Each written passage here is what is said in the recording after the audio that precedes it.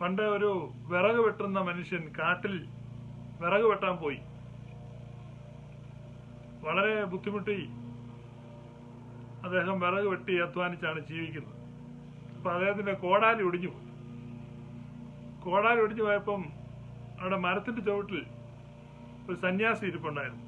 ആ സന്യാസി പറഞ്ഞു, നിന്റെ കോടാലി ഒടിഞ്ഞു പോയത് നീ വിഷമിക്കണ്ട, ഇവിടെ കുറെ സ്ഥലത്ത് വെള്ളിയുണ്ട്, ഞാൻ നിനക്ക് വഴി പറഞ്ഞു തരാമെന്നുള്ളത്. അദ്ദേഹം ആ വഴി പറഞ്ഞു കൊടുത്തു. അവിടെ ചെന്ന് ഞാൻ വെള്ളിയുണ്ട്, നീ ആ വെള്ളി എടുത്തുകൊണ്ട് വെച്ചാൽ നിനക്ക് വിറക് വിൽക്കുന്നതിൽ ലാഭം കിട്ടുമെന്നുള്ളത്. ഈ സന്യാസി പറഞ്ഞത് നോക്കാമെന്ന് കരുതി ഇയാൾ ചെന്നപ്പോൾ അവിടെ വെള്ളി കണ്ടു. അദ്ദേഹം ആ വെള്ളി കുറെ പെറുക്കി പോയി ആ വെള്ളി വിറ്റ് കുറെ നാൾ ജീവിച്ചു. ആ പൈസയൊക്കെ തീർന്നപ്പോൾ അയാൾ വീണ്ടും കാട്ടിലോട്ട് വന്നു. കുറെ വെള്ളിയും കൂടി എടുക്കാമെന്ന് കരുതിയാണ് വന്നത്. അയാൾ വന്നപ്പോൾ ആ സന്യാസി പഴയ സ്ഥലത്തിരിപ്പുണ്ട്. സന്യാസി അയാളോട് പറഞ്ഞു, നിന്റെ വെള്ളിയൊക്കെ തീർന്നല്ലേ, എന്നാല് ഞാൻ നിനക്ക് വേറൊരു വഴി പറഞ്ഞുതരാം, അവിടെ സ്വർണം കിടപ്പുണ്ട്. ഏതായാലും പരീക്ഷിക്കാമെന്ന് കരുതി ഈ സന്യാസി പറഞ്ഞ് മറ്റൊരു വഴിയെ പോയപ്പോൾ അവിടെ ധാരാളം സ്വർണം കണ്ടു. ഇക്കുറി അയാൾ സ്വർണ്ണം എടുക്കാവുന്നത്തോളം സ്വർണം എടുത്തുകൊണ്ട് പോയി. സ്വർണം വിറ്റ് അയാൾ സുഭിക്ഷമായി ജീവിച്ചു. കുറെ കാലം കഴിഞ്ഞപ്പോൾ അയാൾക്ക് വീണ്ടും പണം വേണമെന്ന് തോന്നി. വീണ്ടും ആ കാട്ടിലേക്ക് വന്നു. അപ്പോഴും പഴയ സന്യാസിയെ കണ്ടു. സന്യാസിയെ കണ്ടപ്പോ സന്യാസി പറഞ്ഞു, നിനക്ക് സ്വർണവും തീർന്നല്ലോ, അതുകൊണ്ട് ഞാൻ നിനക്ക് വേറൊരു സ്ഥലം പറഞ്ഞുതരാം, അവിടെ രത്നങ്ങൾ കിടപ്പുണ്ട്. പതിവ് പോലെ സന്യാസി പറഞ്ഞ വഴിയെ മറ്റൊരു വഴിയെ നടന്നപ്പോ കാടിന്റെ ഉള്ളിൽ ചെന്ന് അയാൾ ധാരാളം രത്നം കണ്ടെത്തി. അയാൾ രത്നങ്ങളൊക്കെ പെറുക്കി തിരിച്ച് സന്യാസിയുടെ അടുത്ത് വന്നു. അപ്പൊ അയാൾക്കൊരു സംശയം. അയാളെ സന്യാസിയോട് ചോദിച്ചു, വെള്ളി എവിടെയാണെന്നും രത്നം എവിടെയാണെന്നും സ്വർണം എവിടെയാണെന്നും എല്ലാം അറിയാവുന്ന അങ്ങ് എന്തിനാണ് ഈ മരച്ചോട്ടിലിരിക്കുന്നത് ഒന്നുമില്ലാതെ? അപ്പൊ സന്യാസി പറഞ്ഞു, ഞാൻ അതിനേക്കാൾ വലിയൊരു കാര്യം എനിക്ക് കിട്ടി, അതിനാ ഇവിടെ ഇരിക്കുന്നത്. അപ്പൊ ആ മനുഷ്യനും ആ രത്നങ്ങൾ ഉപേക്ഷിച്ച് ആ സന്യാസിയുടെ ശിഷ്യനായി. ഇതൊരു ഇന്ത്യൻ ഫോക്ക് സ്റ്റോറിയാണ്. അപ്പൊ നമ്മൾ തേടുന്ന എന്താണ്, അന്വേഷിക്കുന്ന എന്താണ്, ഇതാണ് നമ്മുടെ പ്രധാനപ്പെട്ട ചോദ്യം. ആത്മീയതയിൽ നമ്മൾ അന്വേഷിക്കുന്നത് പലരും പലതാണ് അന്വേഷിക്കുന്നത്. ചിലര് ഉപജീവനത്തിനായിട്ടുള്ള മാർഗം അന്വേഷിക്കുന്നു. വിറക് തേടുന്നവരും വെള്ളി തേടുന്നവരും സ്വർണം തേടുന്നവരും രത്നങ്ങൾ തേടുന്നവരും. എന്നാൽ അതിലൊക്കെ ഉപരി അതിനേക്കാൾ വലുതൊന്നിനെ അന്വേഷിക്കുന്നവരൊക്കെ ആയിട്ട് പല വിഭാഗത്തിലാണ് ആളുകൾ.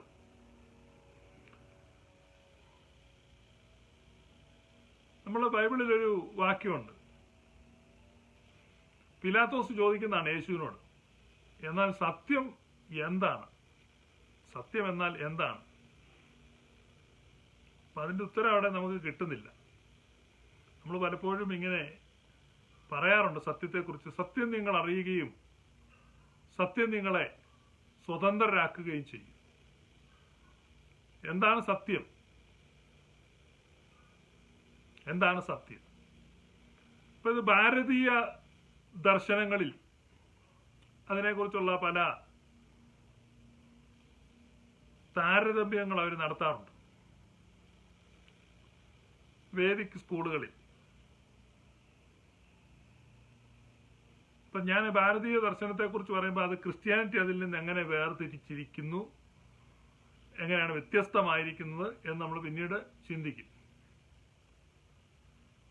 ഭാരതീയ ദർശനമാണെങ്കിലും പാശ്ചാത്യ ദർശനമാണെങ്കിലും ഇതര പൗരസ്ത്യ ദർശനങ്ങളാണെങ്കിലും ഇതെല്ലാം വിവിധ ഗ്രൂപ്പുകളായിട്ട് തിരിഞ്ഞിട്ടുണ്ട്. അതിൽ പ്രധാനപ്പെട്ട 2 ഗ്രൂപ്പാണ് ഡ്യുവലിസവും നോൺ ഡ്യുവലിസവും. ഡ്യുവലിസ്റ്റിക് സ്കൂൾസ് ഉണ്ട്. 2ാം നൂറ്റാണ്ടിന് ശേഷമാണ് ക്രിസ്ത്യാനിറ്റിയിൽ ഡ്യുവലിസ്റ്റിക് ഗ്രൂപ്പുകൾ പ്രബലപ്പെട്ടത്. നിങ്ങളിത് കേൾക്കുമ്പോൾ അത് ബുദ്ധിമുട്ടിന്റെ ആവശ്യമില്ല, അതെന്താണെന്ന് ഓർത്ത് അത് നമ്മൾ സിമ്പിളായിട്ട് എന്താണെന്ന് മനസ്സിലാക്കും. നമ്മുടെ ഒത്തിരി ഉപദേശങ്ങൾ എങ്ങനെയാണ് ഉണ്ടായതെന്നും അതിന്റെ റൂട്ട് എവിടെയാണെന്ന് നമ്മൾ മനസ്സിലാക്കാൻ അത് സഹായിക്കും.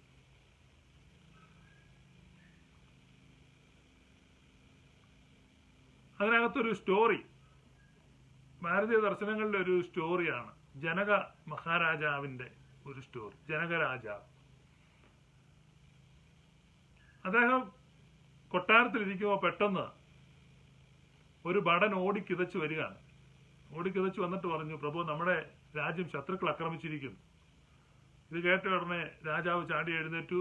ഭടന്മാരെല്ലാം സജ്ജരായി. യുദ്ധം നടക്കുന്ന സ്ഥലത്തേക്ക് രാജാവും സൈന്യവും പാഞ്ഞു ചെന്നു. പക്ഷെ ആ യുദ്ധത്തിൽ താൻ പരാജയപ്പെട്ടു. തന്റെ രാജ്യം നഷ്ടപ്പെട്ടു. പൗരാണിക ഭാരതത്തിൽ രാജാക്കന്മാരെ കൊല്ലുന്നത് പതിവില്ലാത്തതുകൊണ്ട് തന്റെ ജീവൻ അവർ തിരിച്ചു നൽകി, നാട് കടത്തി.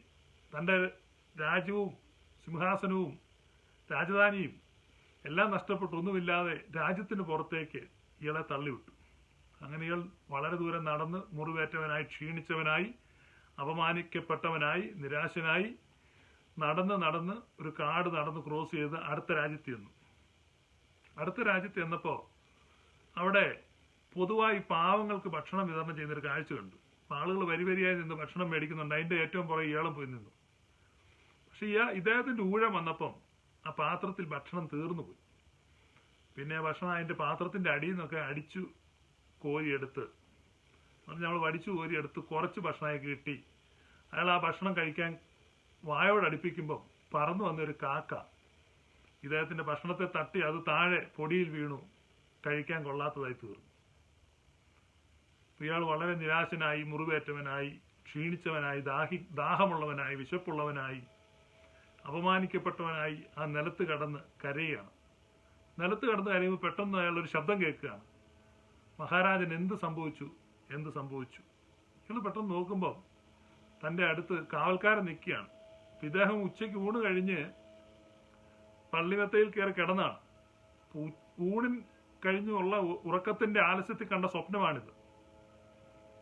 ഇയാൾ ഉണർന്നു കഴിഞ്ഞപ്പോ ഇയാൾക്കത് സ്വപ്നമാണെന്ന് വിശ്വസിക്കാൻ കഴിയുന്നില്ല.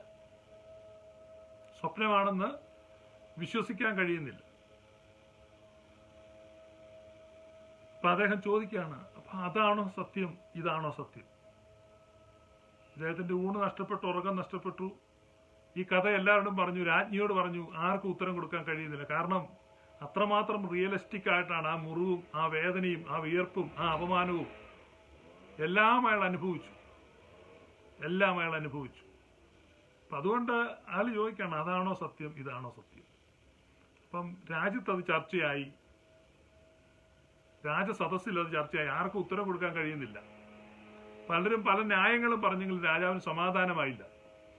അപ്പോഴാണ് അഷ്ടാവക്ര മുനി ഇത് കേട്ട് അവിടെ വരുന്നത്. അഷ്ടാവക്ര മുനി എന്ന് പറഞ്ഞാൽ ഭാരതീയ കഥകളിലുള്ള ഒരു മുനിയാണ്. അദ്ദേഹത്തിന് ആ പേര് വന്നത് അദ്ദേഹത്തിന് 8 വൈരൂപ്യങ്ങൾ ശരീരത്തിലുണ്ടായിരുന്നു ജനിച്ചപ്പോൾ മുതൽ. 8 വൈരൂപ്യങ്ങളോടെ ജനിച്ചവനായതുകൊണ്ടാണ് അഷ്ടാവക്രൻ എന്ന് പേരിട്ടത്. നമ്മുടെ വിഷയമല്ല. ഈ അഷ്ടാവക്ര മുനി വന്ന് രാജാവിനോട് സംസാരിക്കുകയാണ്. അപ്പം രാജാവിനോട് പറയുകയാണ്, അതുമല്ല സത്യം, ഇതുമല്ല സത്യം. നീ അവിടെ ശരിക്കും ആ മുറിവ്, അപമാനം, വേർപ്പ് ഇതെല്ലാം നീ അനുഭവിച്ചു. ഇവിടെ നിനക്ക് സുഖഭോഗങ്ങളുണ്ട്, അനുചരന്മാരുണ്ട്, സമ്പത്തുണ്ട്, പ്രശസ്തി, കീർത്തി, ഇതെല്ലാം നീ അനുഭവിക്കുന്നു. രണ്ടും നീ ഒരുപോലെ അനുഭവിച്ചു. പക്ഷെ ഇത് രണ്ടും അല്ല സത്യം. അപ്പൊ രാജാവ് തൊഴുകൈകളോടെ ഈ മഹർഷിയോട് ചോദിച്ചു, പിന്നെ എന്താണ് സത്യം?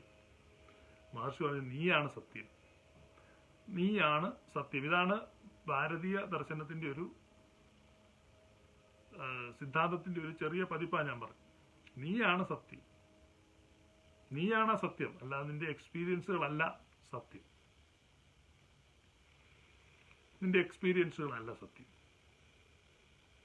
സത്യം എന്താണ്?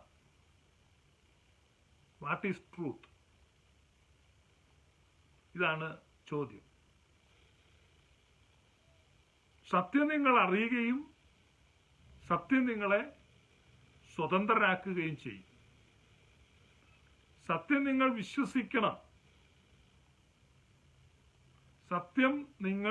വിശ്വസിക്കണം. ഇതാണ് നമ്മൾ കേൾക്കുന്ന പ്രസംഗം, സാധാരണ നമ്മൾ പറയുന്നേ അല്ലേ? പക്ഷെ യേശു പറഞ്ഞത് സത്യം നിങ്ങൾ വിശ്വസിക്കണമെന്നല്ല, സത്യം നിങ്ങൾ അറിയണം. യോഹന്നാന്റെ സുവിശേഷം 17-ാം അധ്യായം 3-ാമത്തെ വാക്യം. യോഹന്നാന്റെ സുവിശേഷം 17-ാം അധ്യായം 3-ാമത്തെ വാക്യത്തിൽ നമ്മൾ വായിക്കുന്നത്, ഏക സത്യ ദൈവമായ നിന്നെയും നീ അയച്ചിരിക്കുന്ന യേശുക്രിസ്തുവിനെയും അറിയുന്നതാകുന്നു നിത്യജീവൻ. നിങ്ങൾ ബൈബിൾ എടുക്കുക, യോഹന്നാൻ സുവിശേഷം എടുക്കുക, 17 അധ്യായം എടുക്കുക, 3-ാം വാക്യം വായിക്കുക. യോഹന്നാൻ സുവിശേഷം 17:3 ഏക സത്യദൈവമായ നിന്നെയും നീ അയച്ചിരിക്കുന്ന യേശുക്രിസ്തുവിനെയും അറിയുന്നതാണ് നിത്യജീവൻ. ഏകസത്യദൈവമായ നിന്നിലും നീ അയച്ചിരിക്കുന്ന യേശുക്രിസ്തുവിലും വിശ്വസിക്കുന്നതാകുന്നു നിത്യജീവൻ. അങ്ങനെയാണോ? അപ്പൊ ഏകസത്യദൈവമായ നിന്നിലും നീ അയച്ചിരിക്കുന്ന യേശുക്രിസ്തുവിലും വിശ്വസിക്കുന്നതാകുന്നു നിത്യജീവൻ. ഇവിടെയാണ് വെസ്റ്റേൺ തിയോളജിയും ഈസ്റ്റേൺ തിയോളജിയും ഇഴപിരിയുന്നത്. വെസ്റ്റേൺ തിയോളജി വിശ്വാസത്തിൻ്റെതാണ്, ഈസ്റ്റേൺ തിയോളജി അറിവിൻ്റെതാണ്. ഞാനെപ്പോഴും പറയും വെസ്റ്റേൺ ഗോസ്പലും ഉണ്ട്, ഈസ്റ്റേൺ ഗോസ്പലും ഉണ്ടെന്ന്. പലരും ചോദിക്കാറുണ്ട് എന്താണ്. നമ്മുടെ പതിവ് പ്രേക്ഷകർക്ക് കുറേയൊക്കെ കാര്യങ്ങൾ മനസ്സിലാവുന്നുണ്ട്. അപ്പൊ അതുകൊണ്ട് വെസ്റ്റേൺ തിയോളജിയിലാണ്, വെസ്റ്റേൺ ഗോസ്പലാണ് വിശ്വസിക്കുക. അവർക്കെല്ലാം വിശ്വാസമാണ് പ്രധാനം. വിശ്വസിച്ചാട്ട് ബ്രദർ, വിശ്വസിക്കുക, സ്നാനമേൽക്കുകയും ചെയ്യുന്നവൻ രക്ഷിക്കുന്നു. വിശ്വസിക്കണം. ഒരു കുഞ്ഞിന് വിശ്വസിക്കാനുള്ള പ്രാപ്തിയില്ല, അതുകൊണ്ട് കുഞ്ഞിന് മാമോദിസ നിങ്ങൾ കൊടുക്കരുത്. കുഞ്ഞിന് വിശ്വസിക്കും. ഈസ്റ്റേൺ തിയോളജിയിൽ അറിവാണ്. കുഞ്ഞിന് അറിയാനുള്ള പ്രായമായോ? കുഞ്ഞ് അതിന്റെ അമ്മ അറിയുന്നു. കുഞ്ഞതിന്റെ അമ്മയുടെ മാറിലെ ചൂടറിയുന്നു. അപ്പൊ അറിവാണ്, വിശ്വാസമല്ല. ഇപ്പൊ വിശ്വാസത്തിലാണ് ഓറിയന്റേഷൻ, വെസ്റ്റിന്റെ ഗോസ്പൽ. ഈസ്റ്റ് മുഴുവൻ അറിവിലാണ്, അറിയുകയാണ്. അപ്പൊ അതുകൊണ്ട് ഏകസത്യദൈവമായ നിന്നെയും നീ അയച്ചിരിക്കുന്ന യേശുക്രിസ്തുവിനെയും അറിയുന്നതാണ് നിത്യജീവൻ. അറിവാണ്. ഇതൊരു ഐപാഡാണ്. ഉണ്ടോ? ഈ ഐപാഡ് എൻ്റെ കയ്യിൽ ഇപ്പൊ ഇരിക്കുകയാണ്. എൻ്റെ കയ്യിൽ ഈ ഐപാഡ് ഇരിക്കുന്നുവെന്ന് ഞാൻ അറിയുന്നു. I hold it, I feel it, I can see it. See ഉണ്ടോ? ഞാനിത് എൻ്റെ കയ്യിലുണ്ടെന്ന് വിശ്വസിക്കേണ്ട ആവശ്യമില്ല. വിശ്വസിക്കണം, അറിയുക. ആദ്യം മുതലുള്ളതും ഞങ്ങൾ കണ്ണുകൊണ്ട് കണ്ടതും ഞങ്ങൾ കാതുകൊണ്ട് കേട്ടതും ഞങ്ങൾ വിരലുകളാൽ സ്പർശിച്ചതും. അപ്പൊ ആദ്യം മുതലുള്ളതും ഞങ്ങളുടെ നയനങ്ങൾ ദർശിച്ചതും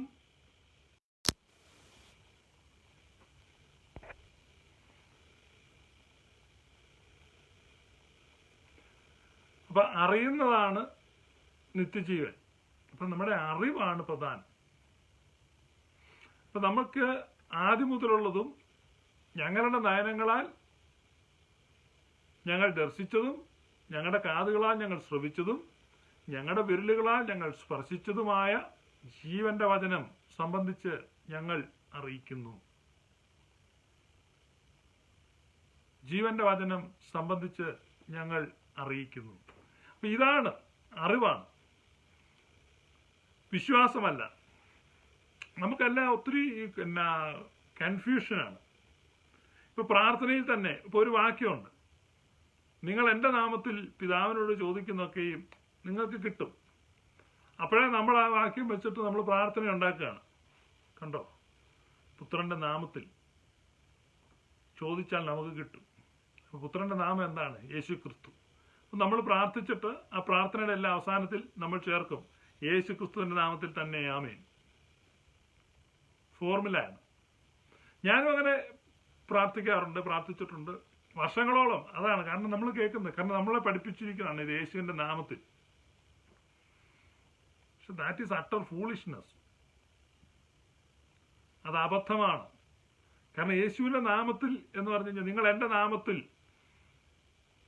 ഒരു ശിശുവിനെ കൈക്കൊണ്ടാൽ പ്രതിഫലം കിട്ടും. നിങ്ങൾ എൻ്റെ നാമത്തിൽ ഒരു പാത്രം വെള്ളം കൊടുത്താൽ പ്രതിഫലം കിട്ടും. അപ്പൊ നമ്മൾ എന്ത് ചെയ്യണം? വെള്ളം കൊടുക്കുമ്പോൾ യേശു ക്രിസ്തുവിന്റെ നാമത്തിൽ എന്ന് പറയണം. യേശുക്രിസ്തുവിന്റെ നാമത്തിൽ എന്ന് പറഞ്ഞാൽ യേശുക്രിസ്തുവിന്റെ അധികാരത്തിൽ. അത് ഞാൻ കഴിഞ്ഞ ദിവസം വിശദമായിട്ട് നമ്മൾ നാമത്തെക്കുറിച്ച് പഠിച്ചപ്പോൾ പറഞ്ഞ. അപ്പൊ നാമത്തിൽ എന്ന് പറഞ്ഞാൽ അധികാരത്തിൽ. ആ അധികാരം എവിടെയാണ്? റിലേഷൻഷിപ്പിലാണ്. അപ്പൊ യേശുക്രിസ്തുവിന്റെ നാമത്തിൽ പ്രാർത്ഥിക്കുക എന്ന് പറഞ്ഞാൽ ആ അധികാരത്തിൽ പ്രാർത്ഥിക്കുക, ആ റിലേഷൻഷിപ്പിൽ പ്രാർത്ഥിക്കുക, അല്ലാതെ ആ പേരെടുത്ത് പറയുക എന്നുള്ള അർത്ഥമില്ല. സ്വർഗസ്ഥനായ ഞങ്ങളുടെ പിതാവേ, അങ്ങയുടെ തിരുനാമം വാഴ്ത്തപ്പെടട്ടെ, അങ്ങയുടെ രാജ്യം വരണമേ, അങ്ങയുടെ ഇഷ്ടം സ്വർഗത്തിലെ പോലെ ഭൂമിയിലുമാണമേ, ഞങ്ങൾക്ക് ആവശ്യമുള്ള അപ്പം അന്നു ഞങ്ങൾക്ക് തരണമേ, ഞങ്ങളുടെ കടക്കാരുടെ ഞങ്ങൾ ക്ഷമിച്ചതുപോലെ ഞങ്ങളുടെ കടങ്ങളും പാപങ്ങളും ഞങ്ങളോട് ക്ഷമിക്കണമേ, ഞങ്ങളെ പ്രലോഭനങ്ങളിൽ ഉൾപ്പെടുത്തരുതേ, ഞങ്ങളെ ദുഷ്ടനിൽ നിന്ന് രക്ഷിച്ചുകൊള്ളണമേ.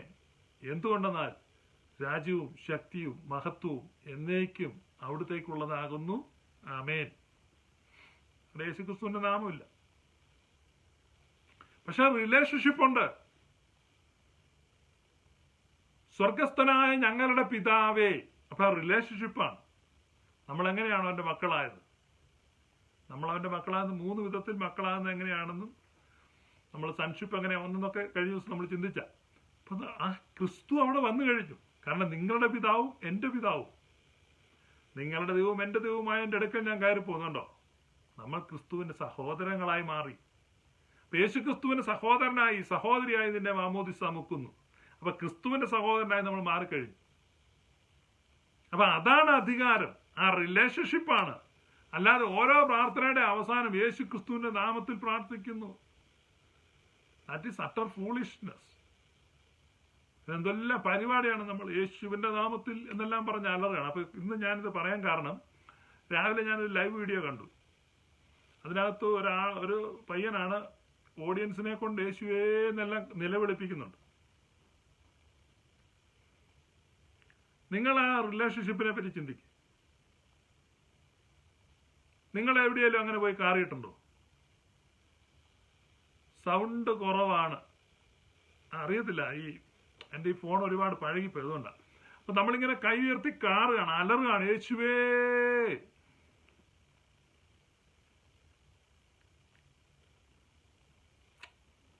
എങ്ങനെ ഇരിക്കുന്നു? അപ്പൊ അത് പോരാ, വളരെ വളരെ വളരെ ശബ്ദം ഉയർത്തി നമ്മൾ അലറണം എന്നാണ് നമുക്ക് ആഹ്വാനം വരുന്നത്. യേശുവേ, യേശുവേ. ഓ പോരാ പോരാ പോരാ.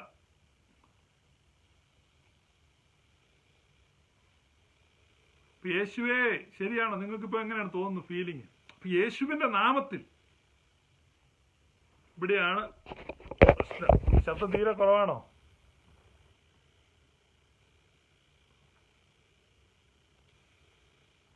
അപ്പൊ യേശുവേ യേശുവേ എന്നിങ്ങനെ അലറിക്കുകയാണ്. ഇപ്പൊ നമ്മുടെ ആ കണക്ഷൻ വരാത്തത് കൊണ്ടാണ്. അപ്പൊ കർത്താവ് പറഞ്ഞ് നമുക്ക് മനസ്സിലായില്ല.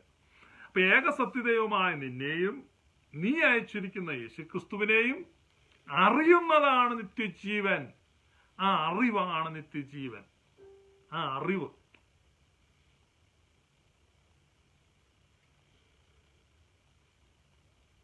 ഒരു മനുഷ്യൻ ഇങ്ങനെ നോക്കുകയാണ്, അവിടെ കുറെ മണ്ണിങ്ങനെ കിടക്കുക. കുറച്ചു കഴിഞ്ഞ് നോക്കുമ്പോ അവിടെ മണ്ണില്ല.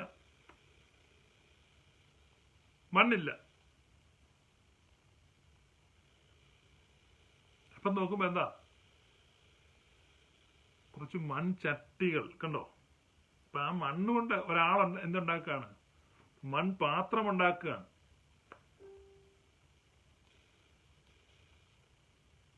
മണ്ണവിടെ കാണുന്നില്ല. കുറച്ചു കഴിഞ്ഞപ്പോഴേക്കും ഈ മൺപാത്രം ചീത്തയായി. ഇപ്പൊ എന്താ അവിടെ ഉള്ളത്? ഇപ്പൊ അവിടെ കുറച്ച് ചെളിയാണ്, കുഴഞ്ഞ മണ്ണ്. അപ്പൊ ആദ്യം നിങ്ങൾ മണ്ണ് കണ്ടു, പിന്നെ പാത്രം കണ്ടു, ഇപ്പൊ ചെളി കണ്ടു. ഇപ്പൊ ഇവിടെ ഏതാണ് സത്യം? ആ മൺകൂനയാണോ സത്യം? മൺകൂന നമ്മൾ കണ്ടതാണ്. പാത്രവും നമ്മൾ കണ്ടതാണ്. ഇപ്പോഴോ ഇപ്പൊ മൺകൂനയും കാണുന്നില്ല, പാത്രവും കാണുന്നില്ല, ഇപ്പൊ കാണുന്നത് ചള്ളയാണ്. ഇപ്പൊ ഏതാണ് ഉണ്മ? ഈ മൂന്നും നമ്മൾ നോക്കുമ്പം മൂന്നിലും മണ്ണുണ്ട്. അപ്പൊ മണ്ണാണ് ഉണ്മ. മണ്ണ് അതാണ് സാരാംശമാണ്. അപ്പൊ ആ പാത്രം എന്നതാണ്? ആ പാത്രം മണ്ണുകൊണ്ടുള്ളൊരു ചട്ടിയാണ്. മണ്ണുകൊണ്ടുള്ളൊരു ചട്ടി. നമ്മളത് തൂക്കി നോക്കിയാൽ 1.5 കിലോ തൂക്കമുണ്ട്. 1.5 കിലോ മണ്ണുണ്ട്. അപ്പൊ ആ ചട്ടിക്കകത്ത് എത്ര കിലോ മണ്ണുണ്ട്? ചട്ടിക്കകത്ത് 1.5 കിലോ മണ്ണുണ്ട്. എത്ര കിലോ മണ്ണ് കൊണ്ടാണ് നമ്മളെ ചട്ടി ഉണ്ടാക്കിയത്? 1.5 കിലോ മണ്ണ് കൊണ്ട്. ഇപ്പൊ 1.5 കിലോ മണ്ണ് ഇപ്പൊ 1.5 കിലോ മണ്ണായി. പക്ഷെ ചട്ടി ഉടഞ്ഞു, ഇപ്പൊ അത് 1.5 കിലോ ചള്ളയാണ്. കണ്ടോ?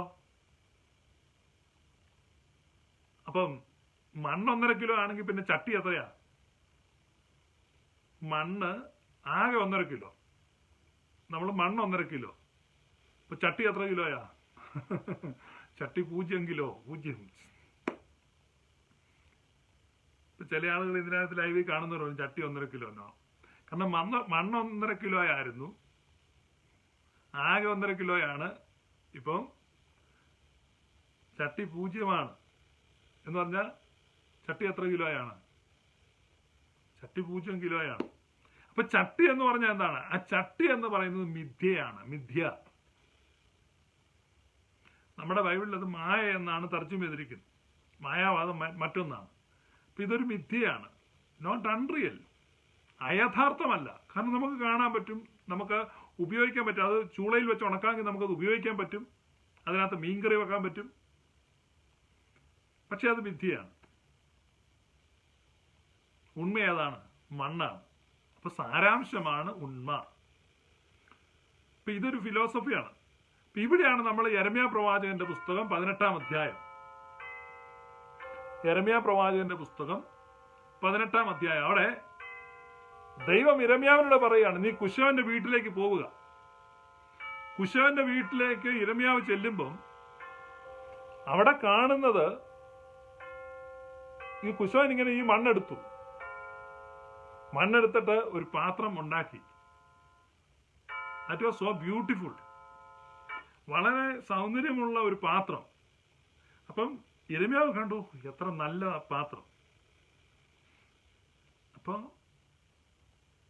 കുശവന്റെ കയ്യിൽ ആ പാത്രം ചീത്തയായി. ഇപ്പൊ അത് വീണ്ടും ചള്ളയായി മാറി. അവിടെ യിരെമ്യാവ് കരയുകയാണ്.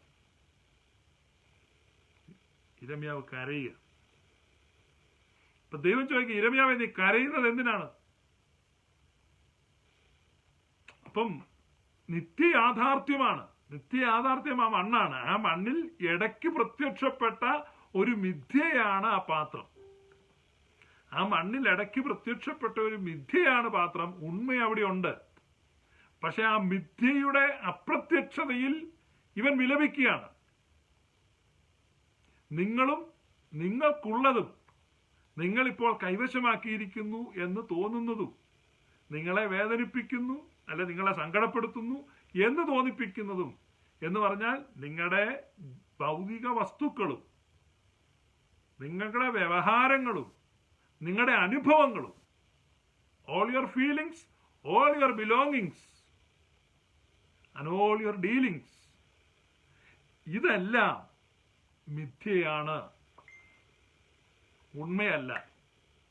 അപ്പൊ ഉണ്മയല്ലാത്തതിനെ ചൊല്ലിയാണ് ഇപ്പോൾ നിങ്ങൾ എന്ത് ചെയ്യുന്നത്? നിങ്ങൾ സന്തോഷിക്കുന്നുണ്ടെങ്കിൽ സന്തോഷിക്കുന്നത്, നിങ്ങൾ ദുഃഖിക്കുന്നുണ്ടെങ്കിൽ ദുഃഖിക്കുന്നത്, നിരാശപ്പെടുന്നുണ്ടെങ്കിൽ. ഇപ്പൊ എന്നെ ഈ ലൈവ് കണ്ടുകൊണ്ടിരിക്കുന്ന നിങ്ങൾ പലർക്കും വലിയ വലിയ ദുഃഖമുള്ളവരുണ്ട്, നിരാശയുള്ളവരുണ്ട്, ഭയങ്കരമായ. ഇപ്പൊ ഈ ലൈവ് കാണുന്നതിന്റെ ഒരു ആശ്വാസത്തിനായിരിക്കും ഹൃദയം മുറിഞ്ഞിരിക്കുന്നവരുണ്ട്. മിഥ്യയാണ്. ഏതാണ്? ആ മൺകൂനയ്ക്കും ചള്ളയ്ക്കും ഇടയ്ക്ക് താൽക്കാലികമായി പ്രത്യക്ഷപ്പെട്ട ഒരു മിഥ്യാരൂപം. അതിന്റെ നഷ്ടത്തിൽ യിരെമ്യാവേ നീ എന്തിനാണ് കരയുന്നത്? നീ നോക്ക, വിതിൻ സെക്കൻഡ് അതിനേക്കാൾ മനോഹരമായ മറ്റൊന്ന് അവിടെ വരും. അതിനേക്കാൾ മനോഹരമായ മറ്റൊന്ന് അവിടെ വരും. പണ്ടൊരു ബ്രാഹ്മണനുണ്ടായിരുന്നു, ബിസിനസ് എല്ലാം തകർന്ന് ഭയങ്കര ദരിദ്രനായി കഴിഞ്ഞപ്പോൾ അയാളുടെ വീട്ടിൽ പിന്നെ അവശേഷിക്കുന്നത് ഈ പൂജാമുറിയില് ഗണപതിയുടെയും വാഹനമായ എലിയുടെയും സ്വർണത്തിൽ തീർത്ത വിഗ്രഹമുണ്ട്. ഇയാള് മനപ്രയാസത്തോടെ ഈ എലിയെ എടുത്ത്, ഭഗവാൻ എങ്ങനെ എടുക്കുന്നത്, എലിയെ എടുത്ത് പണയം വെക്കാൻ കൊണ്ടിരുന്നു. എലിയെ എടുത്തുകൊണ്ട് പണയം വെച്ചപ്പം പണയം എടുക്കുന്ന അയാള് പറഞ്ഞു, പവന് 300 രൂപ വെച്ച് തരാമെന്ന് പറഞ്ഞു. അങ്ങനെ ഈ എലിയെ തൂക്കി പവന് 300 രൂപ വെച്ച് ഈ ബ്രാഹ്മണന് കൊടുത്തു. ഇയാള് മേടിച്ച് ഏത്തമൊക്കെ ഇട്ട് ചത്രയും തിരിച്ചെടുത്തോളാം എന്നൊക്കെ പറഞ്ഞു പോയി. പക്ഷെ ഇയാളെ കൊണ്ട് എടുക്കാൻ പറ്റിയില്ല. കുറച്ച് കഴിഞ്ഞപ്പം പണത്തിന് ആവശ്യം വന്നപ്പോൾ ഇയാള് മനസ്സോടെ ഈ ഗണപതി എടുത്തുകൊണ്ട് പണയം വെക്കാൻ ചെന്നു. അപ്പം പണയം എടുക്കുന്ന ചെട്ടിയാർ മേടിച്ചു, ഗണപതിയെ തൂക്കി കഴിഞ്ഞപ്പോൾ ബ്രാഹ്മണൻ വലിയ പ്രതീക്ഷ നിൽക്കുകയാണ്. അപ്പൊ ചെട്ടിയാർ പറഞ്ഞു പവന് 300 രൂപ വെച്ച്. അപ്പം ബ്രാഹ്മണൻ അങ്ങ് ക്ഷുഭിതനായി. ബ്രാഹ്മണൻ ചോദിക്കും, എന്താ എലിക്കും ഭഗവാനും ഒരേ വിലയാണോ? അപ്പം ചെട്ടിയാർ പറഞ്ഞു, അത് സ്വാമിക്കാണിത് എലിയും ഭഗവാനും അങ്ങനെയൊക്കെ, പക്ഷെ ഞാനിത് സ്വർണം മാത്രമേ നോക്കുന്നു. എന്നെ സംബന്ധിച്ചിപ്പോ ഇത് എലിയാണോ ഭഗവാനാണോ നോക്കുന്നില്ല, ഞാൻ സ്വർണമേ നോക്കുന്നുള്ളൂ. എന്ന് പറഞ്ഞാൽ എസൻസ് ആണ്, സാരാംശം എന്താണെന്നാണ് ഞാൻ നോക്കുന്നത്. സാരാംശമാണ് ഞാൻ നോക്കുന്നത്. ഞാനത് എലിയാണോ പുലിയാണോ ഭഗവാനാണോ ഇതൊന്നും ഞാൻ നോക്കുന്നു. ഇപ്പൊ സാരാംശം, അപ്പൊ ആ സത്യം. അപ്പൊ നമ്മൾ ആദ്യം പറഞ്ഞ പോലെ എവിടെയാണ് നീ 3 അവസ്ഥയുണ്ടെന്നാണ് പറയുന്നത്. നമ്മുടെ ഉണർന്നിരിക്കുന്ന ജാഗ്രത അവസ്ഥയുണ്ട്, നമ്മുടെ സുഷുപ്തിയുണ്ട്, നമ്മുടെ നിദ്രയുണ്ട്, എന്നുവെച്ചാൽ സ്വപ്നനിദ്ര. ഇപ്പൊ 3 അവസ്ഥയിലുണ്ട്. നമുക്ക് ഉണർന്നിരിക്കുന്ന ഈ ലോകമുണ്ട്, നമ്മൾ കാണുന്നു. നമ്മൾ സ്വപ്നലോകമുണ്ട്, അല്ലെങ്കിൽ ദർശനങ്ങളിൽ പ്രവേശിക്കുന്നു, ദർശനങ്ങൾ കാണുന്നു, അല്ലെ സ്വപ്നം കാണുന്നു. പിന്നെ ഉറങ്ങുന്ന സമയത്ത് നമ്മളൊന്നും അറിയുന്നില്ല, മരണം പോലെ ഉറങ്ങുന്നു. അപ്പൊ ഈ 3 തലത്തിലും നമ്മളുണ്ട്. വ്യാവഹാരിക ലോകമാണ്, നമ്മൾ വ്യവഹരിക്കുകയാണ്, ഇടപെടുകയാണ്, ഫീൽ ചെയ്യുകയാണ്. നമുക്ക് ഫീൽ ചെയ്യുന്നുണ്ട്, നമ്മൾ ഇടപെടുന്നുണ്ട്. പക്ഷെ ഇതൊന്നുമല്ല നമ്മള്. ഇതിനെല്ലാം അപ്പുറത്ത് 4മതൊരു തലത്തിലാണ് ഉണ്മയായ നമ്മൾ നിൽക്കുന്നത്. ഇതാണ് വേദിക് തോട്ട്സ്. വേദിക് തോട്ട്സ് ആണ് ഞാൻ പറയുന്നത്. ഞാൻ പിന്നീട് അത് എങ്ങനെയാണ് ക്രിസ്ത്യൻ തോട്ടുമായിട്ട് വ്യത്യാസപ്പെട്ടിരിക്കുന്നതെന്ന് പറയും. അപ്പൊ ഇത് കേട്ടിട്ട് ഇതാണ് നമ്മൾ ചിന്തിച്ചുകൊണ്ടിരിക്കുന്നത്, എന്താണ് അതിൽ നിന്ന് വ്യത്യാസം നമുക്ക് വരുന്നത്. അപ്പം നമ്മുടെയൊക്കെ ആ ഉണ്മ എവിടെയാണ്? സത്യം. ആ സത്യം നിങ്ങൾ അറിയുകയും ആ സത്യം നിങ്ങളെ സ്വതന്ത്രരാക്കുകയും ചെയ്യും. ഇതാണ് യേശുക്രിസ്തു പഠിപ്പിക്കുന്നത്. ഇപ്പം നമ്മള് ഈ ഹിന്ദുയിസത്തിൽ നോക്കി കഴിയുമ്പോൾ പല സ്കൂൾസ് ഉണ്ട്. കഴിഞ്ഞ ദിവസം ഞാൻ സ്കൂൾസിന്റെ എല്ലാം പേര് പറഞ്ഞു. അവരുടെ ഫിലോസഫിയിൽ പല സ്കൂൾസുകളുണ്ട്. അപ്പം അതിനകത്ത് പ്ലംബിംഗ് എല്ലാം കറക്റ്റ് ആണ്, but they miss A coupling. എല്ലാ പ്ലംബിങ്ങും കറക്റ്റ് ആണ്, പക്ഷെ ആ കപ്ലിംഗ് എവിടെയാണ്? അത് ക്രിസ്തുവിലാണ്. അത് അൺഫോർച്ചുനേറ്റ്ലി ക്രിസ്ത്യാനികൾക്ക് മനസ്സിലായില്ല. ക്രിസ്ത്യാനികൾ അതുകൊണ്ട് വേറൊരു സാധനമായിട്ട് കൊണ്ട് നടക്കും. അവിടെയാണ് നമുക്ക് അബദ്ധം സംഭവിച്ചത്. എവിടെയാണ് ക്രിസ്ത്യാനിറ്റി ഗ്രീക്ക് ഫിലോസഫിയുടെ സ്വാധീനത്തിൽ, അതിന്റെ തനിമയിൽ നിന്ന് മാറിപ്പോയത്, യഥാർത്ഥ സുവിശേഷത്തിൽ നിന്ന് വ്യതിചലിക്കപ്പെട്ടു. യഥാർത്ഥ സുവിശേഷത്തിൽ നിന്ന്. അപ്പൊ നമ്മൾ എന്ത് ചെയ്യണം? നമ്മുടെ ഈ കണ്ണുകൾ, ഈ ബാഹ്യമായ കണ്ണുകൾ കൊണ്ട് നമ്മൾ കാണുന്നത് എന്താണ്? ഈ വേൾഡിനെയാണ് കാണുന്നത്. ഈ വേൾഡിനെ കാണുമ്പോൾ ഞാൻ ഇവിടെ ഒരു ലൈറ്റ് കാണുന്നുണ്ട്, അവിടെ ഒരു ബുക്ക് ഷെൽഫ് കാണുന്നുണ്ട്, അവിടെ കുറച്ച് ക്ലോത്ത് കാണുന്നുണ്ട്, ഇവിടെ ഒരു കർട്ടൻ കാണുന്നുണ്ട്, അവിടെ ഒരു ബട്ടർഫ്ലൈ, ഭിത്തിയിലൊരു ക്രിസ്റ്റൽ ബട്ടർഫ്ലൈ ഇരിപ്പുണ്ട്. ഞാൻ നോക്കുകയാണ്. ഇതാണ് ഒബ്ജക്റ്റീവിസമാണ്, ഒബ്ജക്റ്റീവ് അണ്ടർസ്റ്റാൻഡിങ് ആണ് ഒബ്ജക്റ്റിവിറ്റി. ഒബ്ജക്റ്റിവിറ്റി എന്ന് പറഞ്ഞാൽ നമ്മുടെ ചുറ്റുമുള്ളതിനെ വസ്തുനിഷ്ഠമായി കാണുക, വിലയിരുത്തുക. അതാണ് വസ്തുനിഷ്ഠ യാഥാർത്ഥ്യം. ഇപ്പൊ ഞാൻ എന്റെ എക്സാമ്പിൾ പറഞ്ഞുതരാം. ഒരു അന്ധനായ മനുഷ്യൻ നട്ടുച്ചയ്ക്ക് നിങ്ങളുടെ മുറ്റത്ത് നിൽക്കുകയാണ്, നല്ല ഭയങ്കര വെളിച്ചമാണ്.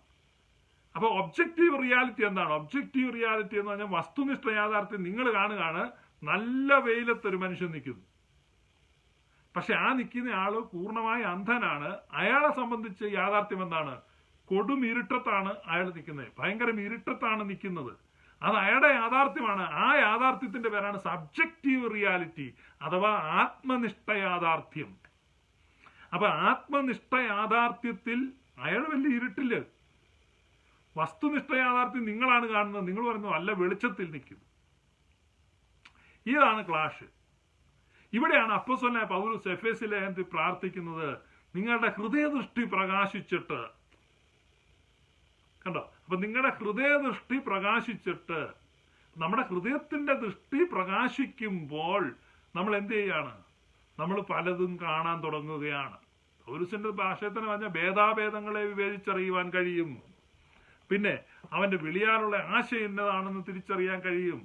വിശുദ്ധന്മാരിൽ അവന്റെ അവകാശത്തിന്റെ മഹിമാതനം ഇന്നതാണെന്ന് തിരിച്ചറിയാൻ കഴിയും.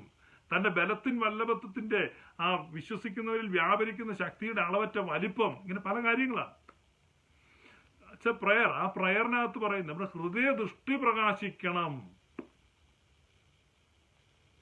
ഈ ഹൃദയ ദൃഷ്ടി പ്രകാശിക്കുക എന്ന് പറഞ്ഞു കഴിഞ്ഞാൽ ഇതെല്ലാം ഹൃദയവുമായിട്ട് ബന്ധപ്പെട്ട് പറഞ്ഞിരിക്കണം. അപ്പൊ അകത്തേക്ക് പോവുകയാണ്. ഇൻട്രോസ്പെക്റ്റീവായിട്ട് പറയാണ്, അകത്തോട്ട് പോവുക. അപ്പൊ നമ്മുടെ ഈ കാഴ്ചയിൽ നമുക്ക് ഉണ്ടാകുന്ന ബോധം,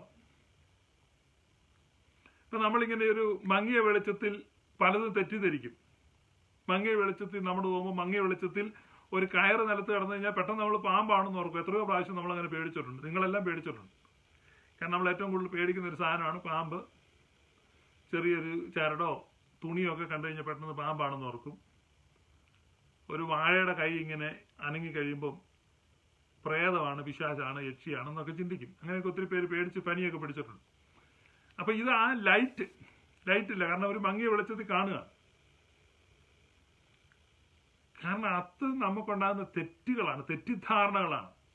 അപ്പൊ ഈ തെറ്റിദ്ധാരണകളാലാണ് പല ആളുകളും പല ഫീലിംഗും കൊണ്ട് നടക്കുന്നത്. തെറ്റിദ്ധരിച്ചു,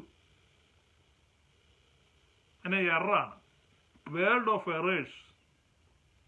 ഇപ്പൊ വേൾഡ് ഓഫ് എറേഴ്സിൽ നിൽക്കുമ്പോൾ നമുക്കത് യഥാർത്ഥമായിട്ട് കാണണമെങ്കിൽ ലൈറ്റാണ്. അപ്പൊ ആ ലൈറ്റിൽ വന്നു കഴിയുമ്പോൾ നമ്മൾ യഥാർത്ഥ്യങ്ങളെ കാണുകയാണ്. നമ്മൾ രണ്ട് കാര്യം പഠിച്ചു. ഒന്നും വിദ്യയാൽ മനുഷ്യൻ സ്വാധീനിക്കപ്പെടുന്നു, രണ്ട് എറേഴ്സ് മൂലം. ഇപ്പൊ ഇല്യൂഷനുണ്ട്.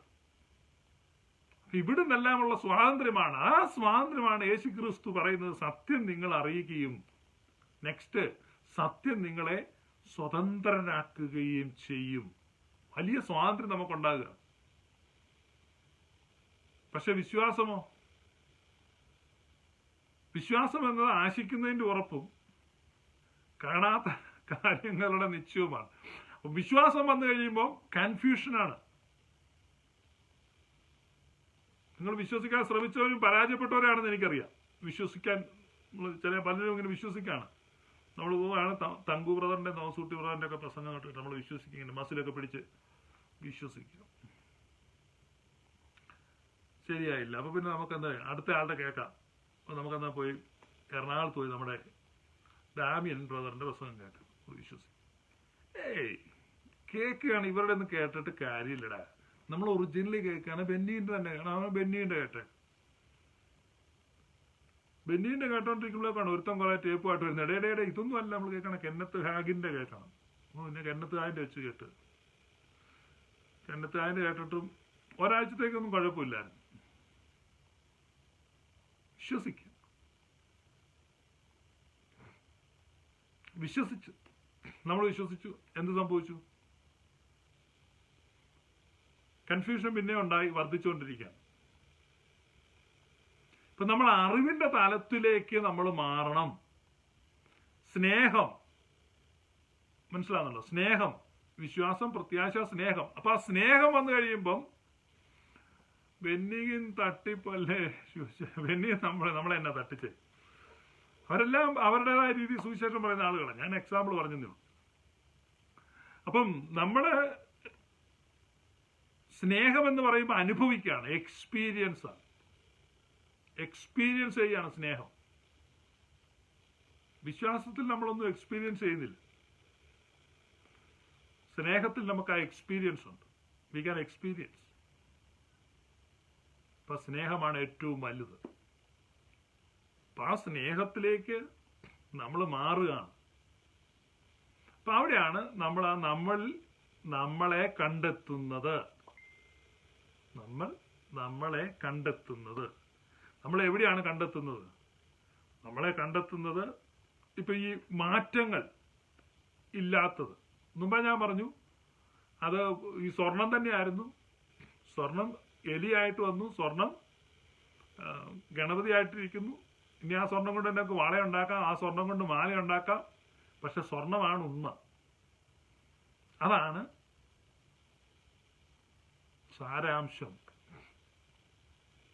സാരാംശം.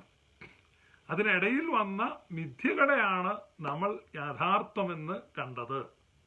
എന്നാൽ ഗതിഭേദത്താലുള്ള ആച്ഛാദനത്തിന് വിധേയപ്പെടാത്ത ദൈവം, അവിടെയാണ് നമ്മൾ ദൈവത്തെ കണ്ടെത്തുന്നത്. ആ ദൈവത്തിൽ മാറ്റങ്ങൾക്ക് വിധേയപ്പെടാത്ത ഒരു നമ്മളുണ്ട്. ഇവിടെയാണ് ഈ ഹിന്ദു ഫിലോസഫിയും നമ്മളുമായിട്ട് ഒരു സ്ലൈറ്റ് ഡിഫറൻസ് വരുന്നത്. ഡിഫറൻസ് സ്ലൈറ്റ് ആണെങ്കിലും അതിന്റെ ഇമ്പാക്റ്റ് വളരെ വലുതാണ്. കാരണം ഈ ഫിലോസഫി മുഴുവൻ പറയുമ്പോഴും അവരാ പെർഫെക്റ്റ് പീസിൽ വരത്തില്ല. പക്ഷെ നമുക്കൊരു ക്രൈസ്റ്റ് ഉണ്ട്, ക്രിസ്തു.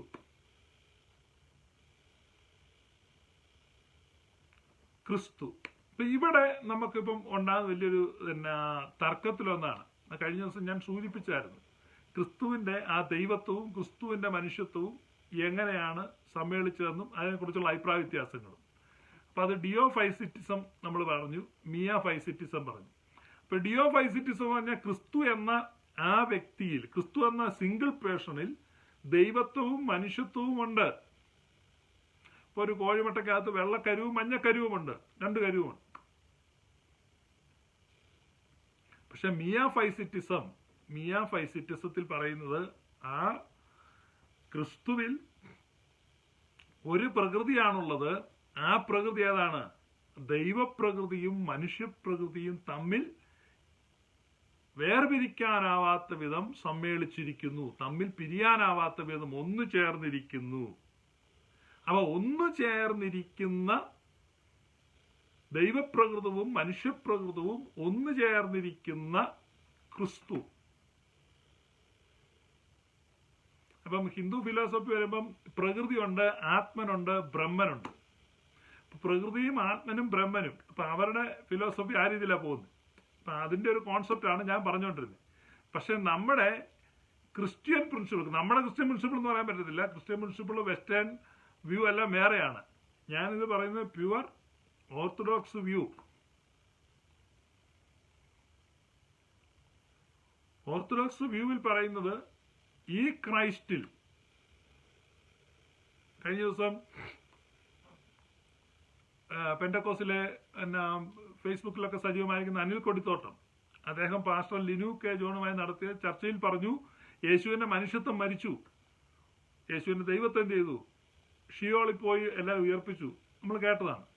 ഇതെല്ലാം നമ്മുടെ സാധാരണ കോൺസെപ്റ്റാണ്. അപ്പൊ കുരിശിൽ ആര് മരിച്ചു? കുരിശിൽ മരിച്ചത് ദൈവമാണോ മനുഷ്യനാണോ? നമുക്കുണ്ടാകുന്ന ഒരു സംശയമാണ്. അപ്പൊ ഇവിടെയാണ് ഓർത്തഡോക്സ് തിയോളജി വരുന്നത്. ഓർത്തഡോക്സ് തിയോളജിയിൽ ദൈവത്വവും മനുഷ്യത്വവും ഒരുമിച്ചു. അപ്പം മറിയത്തിന്റെ ഉദരത്തിൽ ആ ഫസ്റ്റ് സെല്ല് മുതൽ ദൈവത്വവും മനുഷ്യത്വവും ഒരുമിച്ച് സമ്മേളിച്ചിരിക്കുന്നു. ദൈവത്വവും മനുഷ്യത്വവും ഒരുമിച്ച് സമ്മേളിച്ചിരിക്കുന്നു എന്ന് പറഞ്ഞാൽ കിനോസിസ്, ഫിലിപ്പിയിലെ 2 ദൈവം തന്റെ ദൈവത്വത്തെ ഉരിഞ്ഞു വെച്ചിട്ട് പുത്രൻ താഴേക്ക് ഇറങ്ങി വന്നു. അപ്പൊ അവിടെയാണ് പറയുന്നത്, ദൈവത്തോടുള്ള സമാനത കാര്യമായി പരിഗണിക്കാതെ ഹി എംപ്റ്റീഡ് ഹിംസെൽഫ്, സ്വയം ശൂന്യനാക്കി താഴേക്ക് ഇറങ്ങി വന്നു. അപ്പൊ ദൈവത്വത്തെ ആ പ്രിവിലേജ് എല്ലാം ഉപേക്ഷിച്ചിട്ട് താഴേക്ക് ഇറങ്ങി വന്നു, മനുഷ്യനായി, became man without losing his divinity. അവന്റെ ദൈവത്വത്തെ എന്ത് ചെയ്യുന്നില്ല? നഷ്ടപ്പെടുത്തുന്നില്ല. ദൈവത്തോടുള്ള സമത്വത്തെ നഷ്ടപ്പെടുത്തി താഴേക്ക് ഇറങ്ങി വന്നു. താഴേക്ക് ഇറങ്ങി വന്നിട്ട് അവൻ എന്താണ്? ദൈവത്വവും മനുഷ്യത്വവും തമ്മിൽ ചേർന്നുള്ള ഒരു പ്രകൃതിയോടെ അവൻ പിറക്കുകയാണ്. അതാണ് ഇൻകാർണേഷൻ. ഇൻകാർണേഷന്റെ ഏറ്റവും വലിയ പ്രത്യേകത, പ്രാധാന്യം അതാണ്. അപ്പൊ ഈ ഹോൾ ഫിലോസഫി കുരിശിൽ മരിച്ച മിഥ്യയാണ്. നോ, കുരിശിൽ മരിച്ച മിഥ്യയാണെന്നുള്ള ഡോസറ്റിസം എന്ന ആ ദുരുപദേശത്തിന് എതിരായിട്ടാണ് യോഹന്നാൻ ശ്ലീഹ സുവിശേഷം തന്നെ എഴുതിയിരിക്കുന്നത്. ഇതാണ് ഞാൻ പറഞ്ഞുകൊണ്ടിരിക്കുന്നത്. ഹിന്ദു ഫിലോസഫിയാണ് ഞാൻ ആദ്യം പറഞ്ഞത്. അപ്പൊ ക്രൈസ്റ്റ്, അപ്പൊ അവർക്ക് പൂരിപ്പിക്കാൻ പറ്റാത്തത്, ഈ പറഞ്ഞ ഫിലോസഫിക്കൽ സ്കൂൾസ് മുഴുവൻ പല ഭാഗത്ത് വരുമ്പോൾ ഇടിച്ചു നിൽക്കുകയാണ്.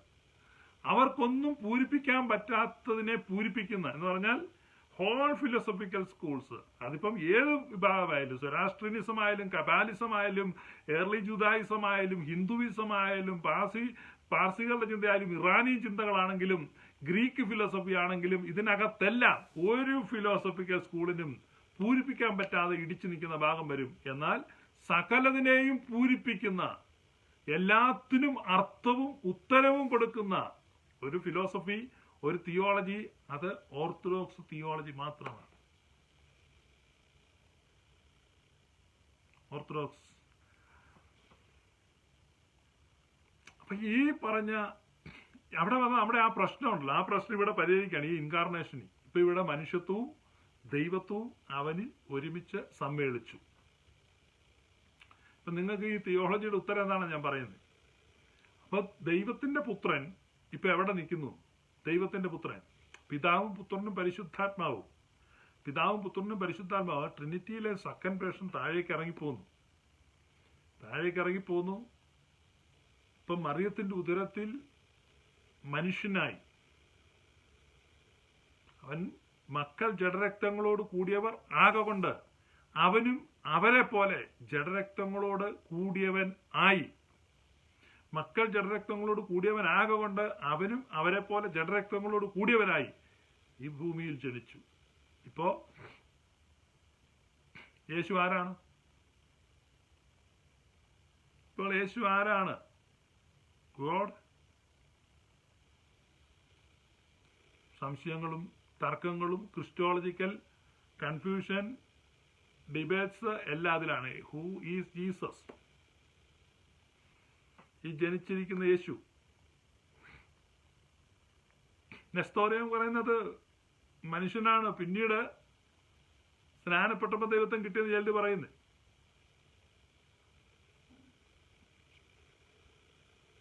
മനുഷ്യനാണോ അതോ ദൈവമാണോ? മനുഷ്യനാണോ ദൈവമാണോ? God or man? Answer God or man is God-man. God-man എന്ന് പറഞ്ഞാൽ പുതിയ പ്രകൃതിയാണ്, ഒരു പുതിയ സൃഷ്ടി. അതാണ് ക്രിസ്തുവിൽ ഒരുവനായാൽ അവൻ പുതിയ സൃഷ്ടിയാകുമെന്ന് പറഞ്ഞു. ഇതിന്റെ അർത്ഥം എന്നാ? ഞാൻ കള്ളുകൂടി നിർത്തി, വീഡിയോ നിർത്തി നല്ല അതിന്റെ അർത്ഥം. പുതിയ സൃഷ്ടിയായി, പുതിയ പ്രകൃതിയായി, ന്യൂ ക്രിയേഷൻ. എവിടെയാണ് ന്യൂ ക്രിയേഷൻ വരുന്നത്? യേശു ക്രിസ്തു. അവൻ ദൈവമനുഷ്യൻ, മനുഷ്യദൈവമല്ല, ദൈവമനുഷ്യൻ, ഗോഡ് മാൻ ആയിട്ട് നിൽക്കുകയാണ്. ഇവിടെയാണ് ബൈബിളിലെ എല്ലാ ചോദ്യങ്ങൾക്കും ഉത്തരം കിട്ടുന്നത്. ഈ പറയുന്ന തർക്കങ്ങൾക്കും, ഈ പറഞ്ഞ ആളുകൾ ഫേസ്ബുക്കിൽ രാവിലെ തൊട്ട് വൈകുന്നേരം വരെ ഇന്ന് ഡിബേറ്റ് ചെയ്യുന്നതും ഗ്രൂപ്പുകളിൽ തർക്കമിടുന്നതും, അതിന്റെ എല്ലാ ഉത്തരം അതിലുണ്ട്. യേശു ക്രിസ്തുവിന്റെ നേച്ചർ മനസ്സിലാക്കണം. അവൻ എന്തിനാണ് പ്രാർത്ഥിക്കുന്നത്? അവൻ പ്രാർത്ഥിക്കുകയാണ്, പിതാവേ, ലോകസ്ഥാപനത്തിന് മുമ്പ് എനിക്ക് നിന്റെ അടുക്കൽ ഉണ്ടായിരുന്ന ആ മഹത്വത്തിൽ എന്നെ തിരികെ മഹത്വപ്പെടുത്തണം. അപ്പൊ അവനിൽ ദൈവത്വവും മനുഷ്യത്വവും രണ്ടായിട്ടല്ല നിൽക്കുന്നത്. ദൈവത്വവും മനുഷ്യത്വം രണ്ടായിട്ട് തന്നെ അവന്റെ മനുഷ്യത്വം അല്ല പ്രാർത്ഥിക്കുന്നത്. ദൈവത്വവും മനുഷ്യത്വവും തമ്മിൽ സമ്മേളിച്ചിട്ട് ആ പുത്തൻ പ്രകൃതത്തിൽ പ്രാർത്ഥിക്കുകയാണ്. അപ്പൊ അതുകൊണ്ടാണ് അവൻ പ്രാർത്ഥിക്കേണ്ടി വന്നത്. അതുകൊണ്ടാണ് അവൻ പ്രാർത്ഥിക്കുകയും പ്രാർത്ഥനയ്ക്ക് ഉത്തരം കൊടുക്കുകയും ചെയ്യാൻ പറ്റും. അതുകൊണ്ടാണ് അവൻ പ്രാർത്ഥിച്ചത്, അത് എനിക്ക് തിരികെ തരണം,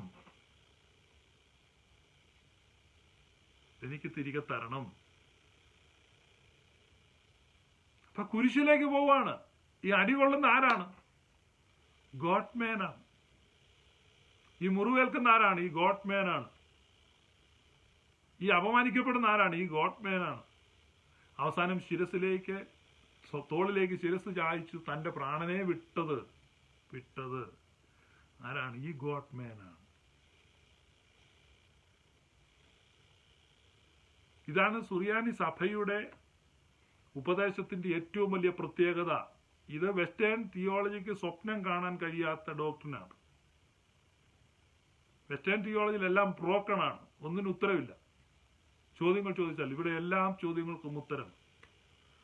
ഏത് തിയോളജിക്കൽ ചോദ്യം വന്നാലും അതിന് ഉത്തരമുണ്ട്. ദൈവം മരിച്ചോ എന്ന് ചോദിച്ചു കഴിഞ്ഞാൽ ഇവർക്ക് ഉത്തരം കൊടുക്കാൻ പറ്റാത്ത വരുന്നത് കൊണ്ടാണ്. ദൈവം മരിച്ചോ എന്ന് ചോദിച്ച, കുരിശിൽ മരിച്ച് അവൻ ഉയർത്തെഴുന്നേൽപ്പിക്കപ്പെടുകയാണ്. ഇപ്പൊ അവൻ എന്ത് ചെയ്യാണ്? ഇപ്പൊ അവൻ ഉയർത്തെഴുന്നേറ്റു സ്വർഗസ്ഥലങ്ങളിലേക്ക് കയറുകയാണ്. ആരാണ് സ്വർഗസ്ഥലങ്ങളിലേക്ക് കയറുന്നത്? ഈ ഗോഡ്മാൻ. നിങ്ങൾ എന്നെ തൊട്ടു നോക്കുവീൻ, ഭൂതത്തിന് എന്നിൽ കാണുന്ന പോലെ അസ്ഥിയും മാംസവും ഇല്ല. ഇപ്പം മറിയത്തിൽ നിന്ന് ജനിച്ച അതേ ശരീരം, ആ പേഴ്സൺ ജീസസ് ക്രൈസ്റ്റ്. അപ്പൊ അതിനിടയ്ക്കൊരു മാറ്റം വന്നു, മായ വന്നു, മന്ത്രവാദം വന്നു, മായാജാലം വന്നു, ഒത്തിരി ഉപദേശങ്ങളുണ്ട്. ആ ഉപദേശങ്ങളെ മുഴുവൻ നിരാകരിച്ചുകൊണ്ട് അപ്പോസ്തലനായ പൗലൂസ് തന്റെ തൂലികകളാൽ രേഖപ്പെടുത്തുകയാണ്. എബ്രായ ലേഖനം 13:8. ജീസസ് ക്രൈസ്റ്റ് ഈ same yesterday, today and for ever. യേശുക്രിസ്തു ഇന്നലെയും ഇന്നും എന്നും എന്നേക്കും മാറ്റമില്ലാത്തവനാണ്, ഒരേ ഒരുവനാണ്.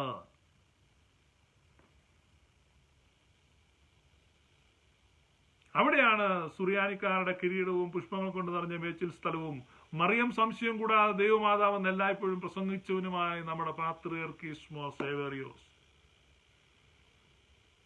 ഒരു വ്യത്യാസവും.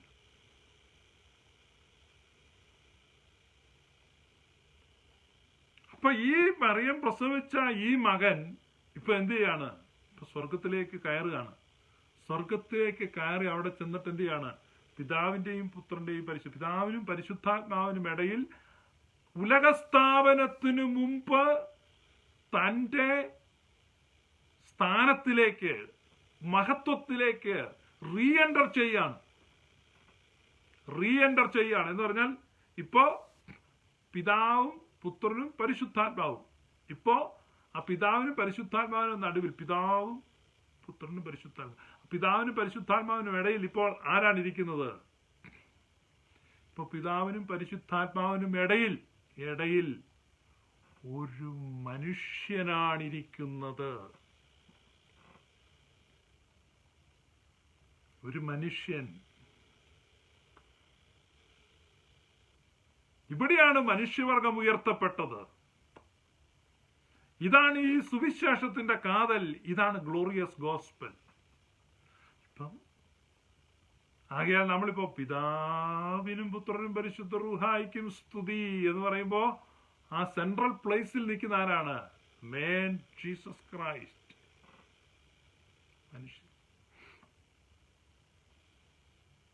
മനുഷ്യൻ അവിടെ നിൽക്കുന്നു. എവിടെ നിൽക്കുന്നു? തൃത്വത്തിന്റെ കൃത്യം സെൻട്രലിൽ നിൽക്കുന്നു. ഇൻ ക്രൈസ്റ്റ്, ആ ക്രിസ്തുവിൽ നമ്മൾ പൂർണ്ണരാകുകയാണ്. അവിടെയാണ് ഈ ഹിന്ദു ഫിലോസഫി, ഇന്ത്യൻ ഫിലോസഫിയിലെ ആ മിസ്സിംഗ് ലിങ്ക്സ് ഇവിടെയാണ് ഫുൾഫില്ല് ചെയ്യപ്പെടുന്നത്. അവിടെയാണ് പ്രകൃതിയും ആത്മനും ബ്രഹ്മനും ഒരുമിച്ച് ചേരുന്നത്. അത് ക്രിസ്തുവിൽ. ആ ക്രിസ്തു ഇപ്പൊ എവിടെയാണ്? ലോകസ്ഥാപനത്തിന് മുമ്പ്. ഇതാണ് പരിശുദ്ധ അത്താനാസ്യോസ് ബാവ പാടിയത്. അവനോട് തുല്യം നാമാകാൻ നമ്മെ പോലെ അവനായി, തിരുവിഷ്ടത്താൽ നരനായി നമ്മെ തൻ പിതൃസുതരാക്കാൻ റൂഹായോട് ബന്ധിച്ചിടുവാൻ. Deep theology. സകല ഫിലോസഫിക്കൽ സ്കൂളിലെയും എല്ലാ പ്രശ്നങ്ങളെയും പരിഹരിക്കുന്ന സിമ്പിൾ വരികൾ. ഞാൻ പിന്നെ പറയാണ്, സുറിയാനി കുർബാനയ്ക്ക് പോകാൻ ഭാഗ്യം കിട്ടുന്നവർ രാവിലെ പോയി പാട്ട് പാടുന്ന സമയത്ത് നിറകണ്ണുകളോടെ പാട്. നിർമ്മല സൂനുവിനെ അയച്ചോന ആതാതൻ സ്തുത്യൻ ശുദ്ധൻ നിർമ്മലമാ ഉദരത്തിങ്കൽ താൻ ഇറങ്ങി വസിച്ചു വിശുദ്ധമായി. അവനോടു തുല്യം നാമാകാൻ നമ്മെ പോലെ അവനായി തിരുവിഷ്ടത്താൽ നരനായി. ഉണ്ടോ? ആ ശരീരം ആരിൽ നിന്നെടുത്തു? തിയോട്ടോക്കോസ്. അവിടെയാണ് നമ്മൾ പറയുന്നത് മറിയം സംശയം കൂടാതെ ദൈവമാതാവ് എന്നെല്ലായ്പ്പോഴും പ്രസംഗിച്ചു. So there is no difference. പരിശുദ്ധ മറിയം ദൈവമാതാവാണ്. പരിശുദ്ധ മറിയത്തിൽ നിന്ന് ജനിച്ച ആ വിശുദ്ധ പ്രജ, ഉത്ഭവിച്ച വിശുദ്ധ പ്രജ, മാറ്റങ്ങൾ കൂടാതെ സ്വർഗത്തിൽ ഉലകസ്ഥാപനത്തിന് മുമ്പുണ്ടായിരുന്ന മഹത്വത്തിലേക്ക് തിരികെ പ്രവേശിച്ചിരിക്കുന്നു. ഇപ്പോൾ പിതാവിനും പുത്രനും പരിശുദ്ധ റൂഹായ്ക്കും സ്തുതി എന്ന് പറയുന്നത് ആ ജനിച്ച ശിശുവിനെയാണ് വർഷിപ്പ് ചെയ്യുന്നത്. സംശയം വരുന്നവർക്ക് സംശയം വരാതിരിക്കാനാണ്. യേശു ക്രിസ്തു ഇന്നലെയും ഇന്നും എന്നും എന്നേക്കും ഒരേ ഒരാളാകുന്നു. ആ ക്രിസ്തുവിൽ നമ്മുടെ ഉണ്മയെ കണ്ടെത്തുക. അവിടെയാണ് സാരാംശം. സാരാംശത്തിലൊന്നായിരിക്കുന്ന പിതൃപുത്ര പരിശുദ്ധാത്മാവ്. ആ സാരാംശത്തിൽ പറയാണ്, പിതാവെ ഞാനും നീയും ഒന്നായിരിക്കുന്നത് പോലെ ഇവരും നമ്മിൽ ഒന്നായിരിക്കേണ്ടതിന്. നമ്മൾ എങ്ങനെ കണക്റ്റഡ് ആയിരിക്കുന്നോ അതുപോലെ ഞാൻ ഇവരെ പോലെ ഞാനും ജഡരക്തങ്ങളോട് കൂടിയവനായി തീർന്നിരിക്കുന്നതിനാൽ ഇവർക്ക് എന്നിലൂടെ നിന്നിലേക്കും നമ്മിലേക്കും ഒരുമിച്ച്, അതെ ഞാനും നീയും എങ്ങനെ ഒന്നായിരിക്കുന്നുവോ.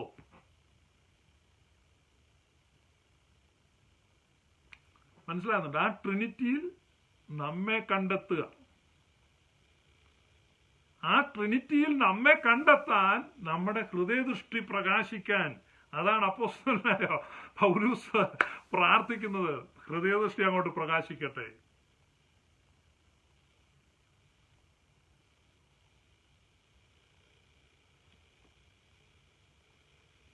അയപൊട്ടി കിടക്കുന്ന കയറ് ചെറിയ ഇരുട്ടത്ത് കിടക്കുന്ന കാറാനല്ല. ആ വാഴയുടെ കൈ കാറ്റിൽ ആടുന്ന കണ്ട് പേടിക്കാനുമല്ല. തികഞ്ഞ സ്നേഹം, perfect love cast out all fears. എല്ലാ ഭയങ്ങളും മാറിപ്പോകട്ടെ, എല്ലാ സംശയങ്ങളും മാറിപ്പോകട്ടെ, എല്ലാ എററുകളും മാറിപ്പോകട്ടെ. മാറിയിട്ട് നമ്മൾ തെളിവുള്ളവനായിട്ട് കാണട്ടെ. എവിടെയാണ്? നമ്മളെ കാണട്ടെ. ആ സാരാംശത്തെ തിരിച്ചറിയുവാൻ സത്യം നിങ്ങൾ അറിയുകയും സത്യം നിങ്ങളെ സ്വതന്ത്രരാക്കുകയും ചെയ്യും. സ്വാതന്ത്ര്യത്തിന്റെ ആ തികഞ്ഞ ന്യായപ്രമാണം. അവിടേക്കാണ് നമ്മളെ കർത്താവ് വിളിച്ചിരിക്കുന്ന വിളി. അതാണ് പറഞ്ഞു ഉന്നത വിളി, സ്വർഗീയ വിളി. ആ സ്വർഗീയ വിളി നമുക്ക് ലഭിച്ചിരിക്കുകയാണ്. ഇപ്പൊ നമ്മളെ കണ്ടെത്തുകയാണ്. എവിടെയാണ് നമ്മളെ കണ്ടെത്തുന്നത്? ക്രിസ്തുവിൽ.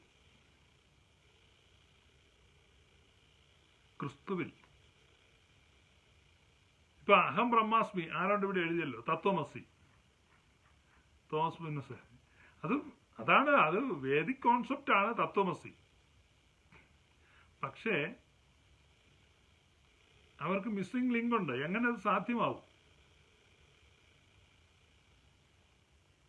അത് നമുക്ക് പറയാൻ പറ്റും. ഡയലറ്റിക്കൽ. പക്ഷേ നമുക്കൊരിക്കലും അതിന് എങ്ങനെയെന്ന് ചോദിച്ചാൽ പിന്നെ ഉത്തരവില്ല. പിന്നെ കുറെ കൂടെ ഫർദർ ഫിലോസഫിയോ ഒക്കെ പറയാമെന്നേ ഉള്ളൂ. എന്നാൽ ഇവിടെ നമ്മളെ സംബന്ധിച്ച് ഇതൊരു കോൺസെപ്റ്റ് അല്ല. അതാണ് പറഞ്ഞത്, ഞങ്ങൾ ആദ്യം മുതലുള്ളതും ഞങ്ങൾ കണ്ണുകൊണ്ട് കണ്ടതും ഞങ്ങൾ കാതുകൊണ്ട് കേട്ടതും ഞങ്ങൾ വിരലുകൾ കൊണ്ട് സ്പർശിച്ചതുമായ ജീവന്റെ വചനം, അത് നമ്മളെ ഒരുമിപ്പിച്ചിരിക്കുകയാണ്. യൂണിയനാണ്. ക്രിസ്തുവിൽ ഒന്നായി മാറുകയാണ്. ക്രിസ്തുവിൽ ഒന്നായി മാറുകയാണ്. ഇവിടെയാണ് നമ്മൾ അഹം ബ്രഹ്മാസ്മി ആയി മാറുന്നത്. അഹം ബ്രഹ്മാസ്മി എന്ന് പറഞ്ഞാൽ ഇറ്റ് ഈസ് ഇമ്പോസിബിൾ, അല്ലെങ്കിൽ ആ ഫിലോസഫേഴ്സ് പറയട്ടെ. പക്ഷെ നമ്മളെ സംബന്ധിച്ച് ക്രൈസ്റ്റ് കെയിം, ക്രിസ്തു വന്ന് അത് നിവർത്തിച്ചിരിക്കുന്നു, അത് ഫുൾഫിൽ ചെയ്തിരിക്കുന്നു. അപ്പൊ അതിലാണ് നമ്മൾ ഉൾപ്പെട്ടിരിക്കുന്നത്. You are included. ഈ കാഴ്ചപ്പാടാണ് യഥാർത്ഥത്തിൽ ഈസ്റ്റേൺ ഗോസ്പൽ, ഈസ്റ്റേൺ തിയോളജി. മറ്റേ വെസ്റ്റേൺ തിയോളജി എല്ലാം ഡ്യുവലിസ്റ്റിക് ആണ്. അത് അവരെ സംബന്ധിച്ച് കുറച്ചുപേരെ നരകത്തിലോട്ട് ഇടുന്നു, കുറച്ചുപേരെ ഇപ്പുറത്തോട്ട് മാറ്റി നിർത്തുന്നു. അതാണ് കഴിഞ്ഞ ദിവസം ഞങ്ങൾ ആ ഡിസ്കഷനിൽ പറഞ്ഞ പോലെ മോൺസ്റ്റർ ഗോഡാണ്, സിംഗിൾ ഗോഡ്. ഒരു പേഴ്സൺ അവിടെ ഇരിക്കുന്നു. ആ പേഴ്സൺ അവിടെ ഇരുന്നിട്ട് കുറെ ആളുകളെ റിക്രൂട്ട് ചെയ്യുന്നു. എങ്ങനെയാ മാക്സിമം കൊടുക്കാവുന്ന ഒരു പൊസിഷൻ സ്ലേവ് ആയിട്ട്, അടിമകളായിട്ട് എടുക്കും. ഒരിക്കലും മക്കളാക്കാൻ കഴിയുന്നില്ല. എന്നാൽ ട്രിനിറ്റേറിയൻ ഫാമിലിയിൽ now we are included, we are adopted as his children. അവന്റെ മക്കളായിട്ട് നമ്മൾ മാറിയിരിക്കുകയാണ്. മക്കൾ ജഡരക്തങ്ങളോട് കൂടിയവനായതുകൊണ്ട് അവനും അവരെ പോലെ ജഡരക്തങ്ങളോട് കൂടിയവനായി തീർന്നു. ജീവപര്യന്ത മരണഭീതിയിൽ അടിമകളായിരുന്ന നമ്മയൊക്കെയും അവൻ വിടുവിച്ചിരിക്കുന്നു. എല്ലാ ഭയങ്ങളും എല്ലാ ഭീതികളും മാറുന്നു. യിരെമ്യാവിനോട് പറയുകയാണ്, നീ കുശവന്റെ വീട്ടിലേക്ക് ചെല്ല്. കുശവൻ അപ്പോൾ ചക്രത്തിൽ പണിതുകൊണ്ടിരിക്കുകയായിരുന്നു. അവൻ മണ്ണുകൊണ്ടൊരു പാത്രം ഉണ്ടാക്കി. ഞാൻ ആ പാത്രം കണ്ടു എന്റെ ഹൃദയത്തിൽ സന്തോഷിച്ചു. ഞാൻ അറിയാതെ ചൂളമടിച്ചു സന്തോഷിക്കുകയായിരുന്നു. പക്ഷെ പെട്ടെന്ന് ആ പാത്രം അവന്റെ കയ്യിൽ നിന്ന് ചീത്തയായിപ്പോയി. നിരാശയാണ്. നിങ്ങളുടെ ഇന്ന് ജീവിതത്തിൽ നിങ്ങൾ കടന്നു പോകുന്ന എല്ലാ പ്രയാസങ്ങളും, ദുഃഖങ്ങൾ, നിരാശകൾ, നഷ്ടങ്ങൾ, സങ്കടങ്ങൾ എല്ലാം ആ ചക്രത്തിലെ ഒരു താൽക്കാലിക പ്രതിഭാസം മാത്രമാണ്. അത് മിഥ്യയാണ്. അതല്ല ഉണ്മ, അതല്ല സത്യം. അതാണ് യിരെമ്യാവിനെ ദൈവം പഠിപ്പിച്ചത്. നീ അതിൽ ദുഃഖിക്കണ്ട, അതിനേക്കാൾ മികച്ചത് ഉയർത്തെഴുന്നേറ്റ് വരാൻ പോവാണ്, പണിതുയർത്താൻ പോവാണ്. അതിനേക്കാൾ മികച്ച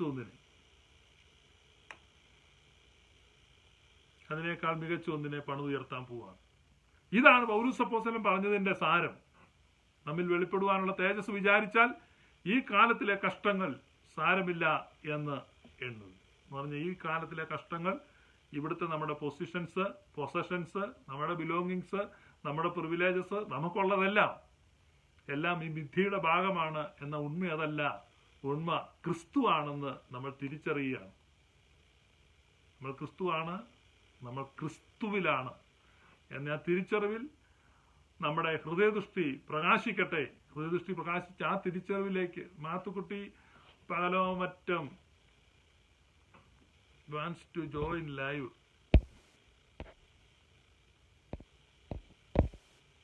റിക്വസ്റ്റ് ഇവിടെ വന്നിട്ടില്ല. റിക്വസ്റ്റ് അയക്കണം.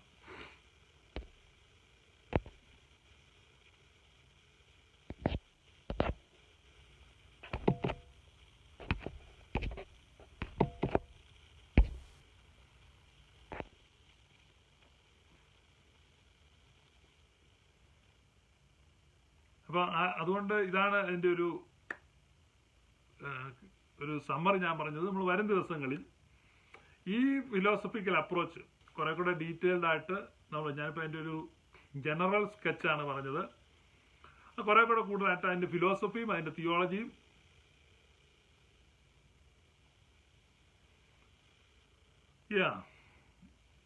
ദ്രവത്വത്തിൽ വിതയ്ക്കപ്പെടുന്ന അദ്രവത്വത്തിൽ ഉയർക്കുന്നു.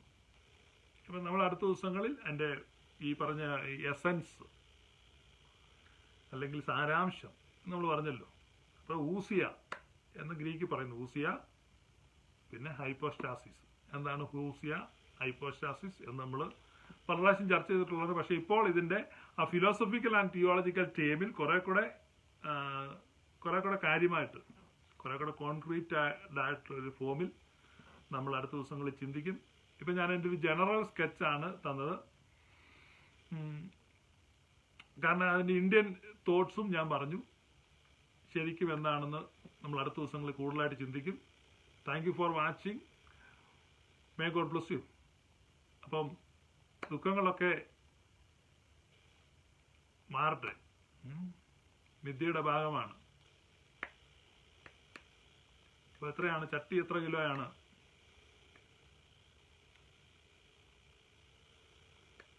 മണ്ണ് മിഥ്യയാണ്.